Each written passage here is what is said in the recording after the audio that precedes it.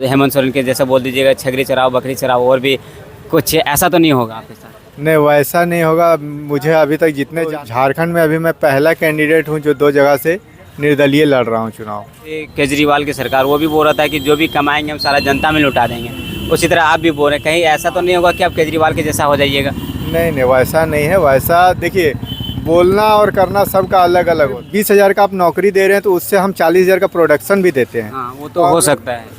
और अगर मान लीजिए आप 2,000 दे रहे हैं तो उससे कुछ प्रोडक्शन निकल नहीं रहा, वो ख़त्म हो। जोहार, नमस्कार, आप देख रहे हैं भारत प्लस टीवी और मैं हूं आपका अपना साथी राजेश मिश्रा।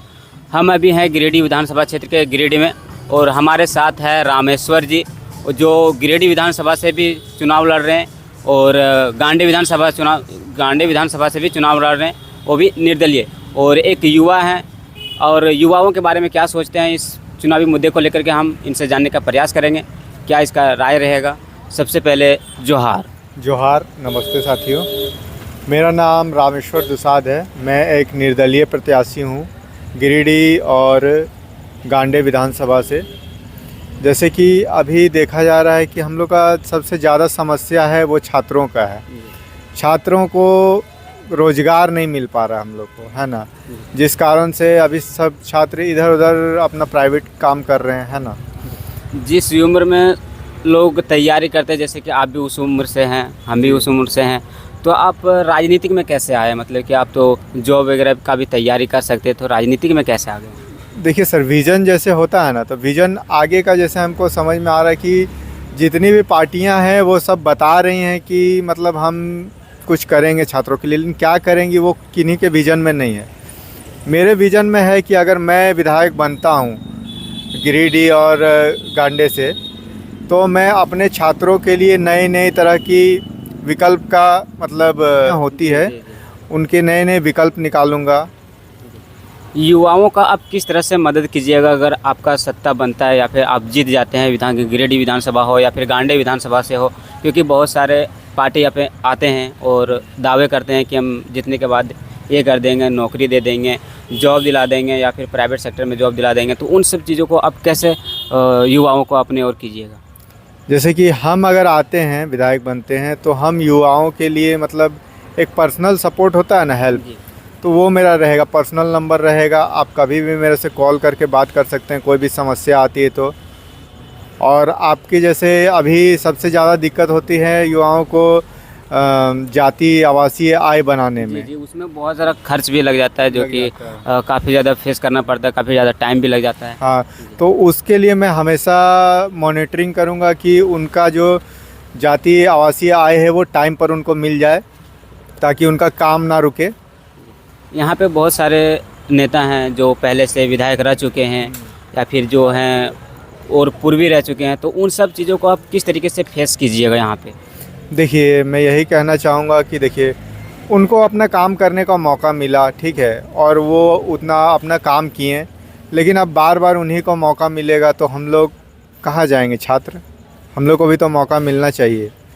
और इसके बाद है कि हम लोग का अपना विज़न लेके चल रहे हैं, हम रोज़गार के विज़न लेके चल रहे हैं कि मतलब यही सब के कारण हम इसमें आए हैं, राजनीति में आए हैं।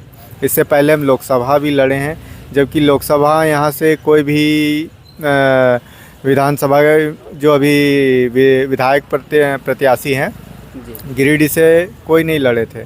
यहाँ से सिर्फ एक ही प्रत्याशी हम थे पूरे गिरिडीह विधानसभा से जो लोकसभा लड़े हैं। तो आप विज़न का बात कर रहे हैं, तो विज़न तो जेएमएम की सरकार भी बात कही थी कि हम 5 लाख युवाओं को सरकारी नौकरी देंगे, जिसको अगर नौकरी ग्रेजुएट हो जाएगा उसको 7,000 रोज़गार भत्ता देंगे। जी। तो कहीं आप भी तो ऐसा नहीं कीजिएगा कि उसी के जैसा आप वादा कर लीजिएगा, उसके बाद आप बोलिएगा कि नहीं, हेमंत सोरेन के जैसा बोल दीजिएगा, छगरी चराओ बकरी चराओ, और भी कुछ ऐसा तो नहीं होगा आपके साथ? नहीं, वैसा नहीं होगा। मुझे अभी तक जितने जानने वाले हैं वो जानते हैं कि मैं जितना बोलता हूँ वो मतलब उसको करके ही छोड़ता हूँ, ठीक है।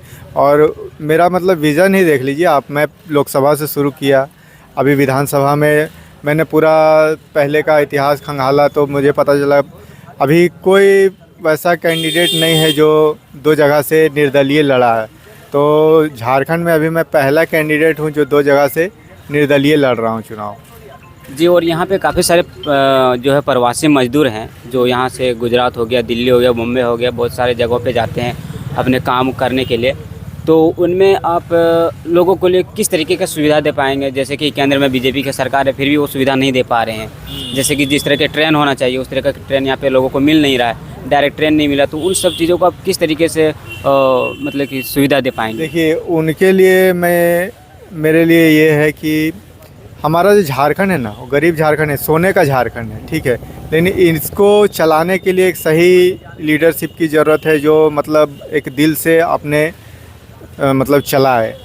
और हमारा इतना काम हम लोग निकालेंगे कि मतलब ज़रूरत नहीं पड़ेगा लोगों को बाहर जाने का।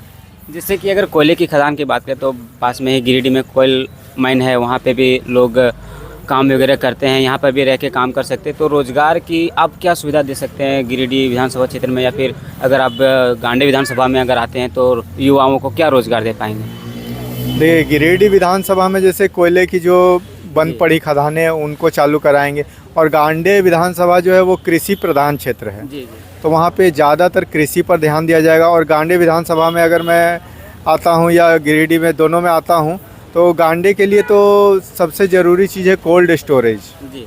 वहाँ क्योंकि इतना जो हम लोग का ये किसान उपजाते हैं उनको फसल बर्बाद हो जाता है, तो कोल्ड स्टोरेज अगर वहाँ हो जाता है, मैं करूँगा, इस पर काम करूँगा।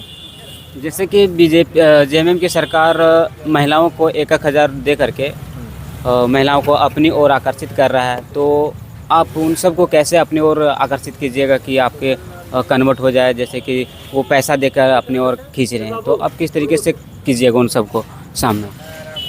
देखिए, वो तो एक तरह से देखा जाए वो परमानेंट नहीं है, हमेशा के लिए नहीं है। आप लेकिन वो बोल रहे कि अगर हम सत्ता में आते हैं, हम या फिर हमारी सरकार बनती है, तो अगले से जहाँ 1,000 दे रहे हैं वहाँ 2,500 रुपये देंगे। अगर देखिए माँ को उतना मिल रहा है, वो आप माँ को अगर दे रहे हैं, हम लोग को युवाओं को अगर हम लोग को रोज़गार मिल जाता है, अगर मान लीजिए हम लोग को 10-15 हज़ार का भी 20,000 का रोज़गार मिलता है, तो हम लोग को क्या होता है कि एक युवा जब रोज़गार करता है तो उसका माँ पिताजी, उसका भाई बहन सब उससे परवरिश करता है, उसका पूरा घर सुखी रहता है ना। और एक युवा अगर रोज़गार करता है, नौकरी मिलता है उसको, तो एक हम बहन बेटी अगर उसके यहाँ ब्याहते हैं तो उसका भी एक सुरक्षित होती है, भविष्य सुरक्षित होती है। तो और अगर मान लीजिए आप दे रहे हैं तो कब तक देंगे, इसका पॉसिबिलिटी नहीं।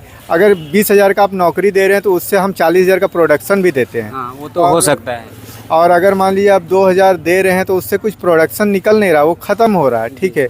अगर आप उसी के बदले अगर हम लोग को 20,000 का नौकरी देते हैं या 15,000 का नौकरी हम लोग अगर युवाओं को देते हैं, छात्रों को देते हैं, तो उससे है कि उनसे हम प्रोडक्शन भी वो करेंगे, तो वो हम लोग बाहर, झारखंड के बाहर उसका निर्यात करेंगे। मतलब कि आपका कहना है कि जो 1,000 रुपया फिर जो 2,500 रुपया देने की बात कर रही है जेएमएम की सरकार, अगर वही पैसा युवाओं को या फिर छात्रों को देता, हाँ। या फिर कहीं 8,000, 10,000 या फिर 20,000 किसी भी तरह की अगर जॉब दे देता, मिनिमम जॉब दे देता, तो उसका घर की स्थिति को सुधार हो सकता था। उससे बहुत लोगों की घर की स्थिति सुधार हो जाएगी। जैसे कि हम लोग की हो गई, आपकी एक मतलब फैमिली, पूरा माँ बाप भी ठीक हो रहेंगे, सुरक्षित रहेंगे, एक बहन बेटी जाएगी वो भी सुरक्षित रहेगी, अच्छी रहेगी। ये आप शिक्षा के बारे में क्या सोचते हैं? क्योंकि काफ़ी सारे स्कूल हैं जहाँ पे बच्चे हैं लेकिन टीचर नहीं है, या फिर बहुत सारे स्कूल हैं जहाँ पे टीचर हैं लेकिन बच्चे नहीं, और बच्चे हैं तो टीचर नहीं। सब के लिए आप क्या सोचते हैं जहाँ पे? देखिए, शिक्षा के लिए ही मेरा पूरा सोच है और छात्रों के लिए सोच है। इसका एक आप उदाहरण देख सकते हैं, मेरा सिंबल जी, बैग छाप आपका है, स्कूल बैग मेरा छाप है जी।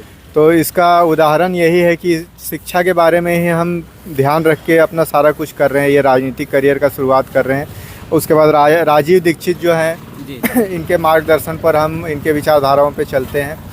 शिक्षा के लिए जैसे कि अभी स्कूल है जी, कार्यालय बने हुए हैं, स्कूल है, लेकिन उसमें है कि छात्र बहुत हैं लेकिन बच्चा नहीं, छात्र बहुत हैं लेकिन ये शिक्षक नहीं है, शिक्षक नहीं है। तो उनको जैसे युवा जो बेरोजगार हैं उनको हम खोज के उसमें शामिल करेंगे।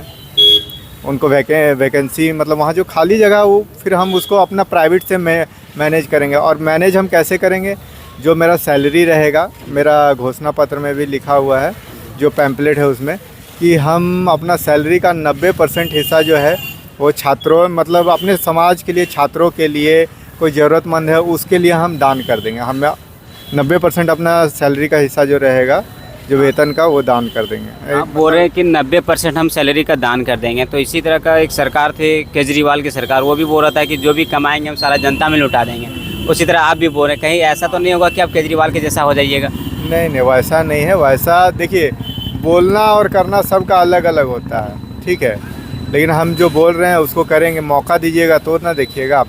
अब अगर आप मान लीजिए पिछले वाले को मौका दिए, जो पिछले पूर्व विधायक रह चुके हैं, अब उन्हीं को मौका दीजिएगा तो वो जो बदलाव तो होगा नहीं। आप जो का तो रह जाएगा, क्योंकि वो काफ़ी दिनों से रह रहे हैं, तो वो एक नया चेहरा भी ज़रूरत है। हाँ, तो बदलाव कीजिए, नए को मौका दीजिए, हम ज़रूर काम करेंगे।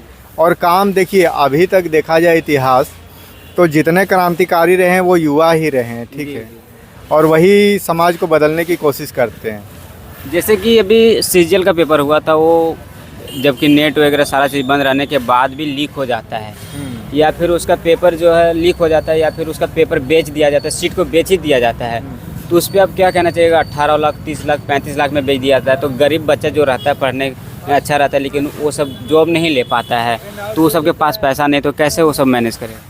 देखिए, ये बहुत निंदनीय चीज़ है कि मतलब हम लोग इतना उम्मीद करके बैठते हैं, तैयारी करते हैं, युवा छात्र तैयारी करते हैं और सीटों को बेच दिया जाता है। ये तो मतलब समझ लीजिए बहुत एक सरकार को मतलब किसी को भी जो है डिपार्टमेंट में उनको अपना सैलरी मिलती है, उसके बाद भी ये करते हैं।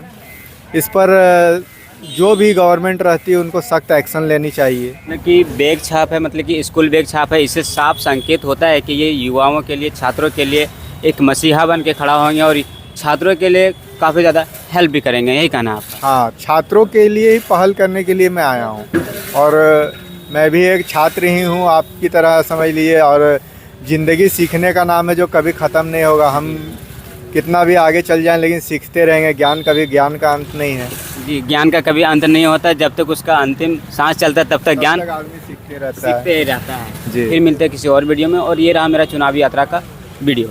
तो हमारे साथ थे निर्दलीय प्रत्याशी गांडी विधानसभा से और गिरिडीह विधानसभा से रामेश्वर दुसाद जी, और इनसे हमने जानने का प्रयास किया कि इधर का राजनीतिक माहौल क्या है और किस तरह से ये युवाओं के साथ रहेंगे, किस तरह से युवाओं का मदद करेंगे, क्योंकि ये काफ़ी युवा भी हैं, युवा नेता भी हैं।